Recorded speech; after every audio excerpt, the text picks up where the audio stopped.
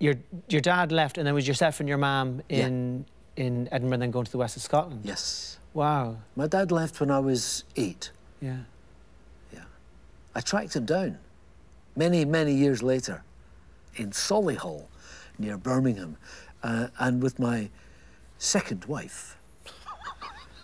Just a I went there on a Saturday because I thought he's more likely to be in the house on a Saturday. Yeah. Didn't get in touch to say I was coming because, you know, I didn't know why my dad had left. He might, if he knew I was coming, he might not be there.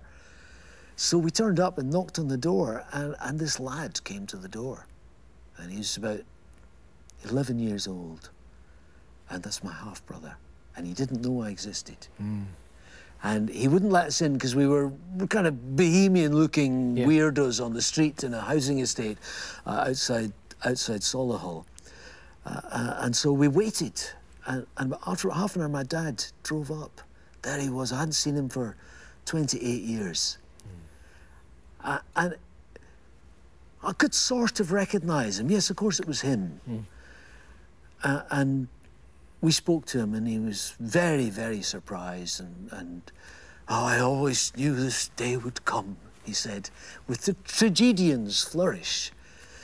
And then he said, come into the house, and he turned round. And as he walked into the house, I looked at the back of his head, and the way that his hair curled in the back of his head, it was exactly as I remembered. And we became pals. Wow. Great pals.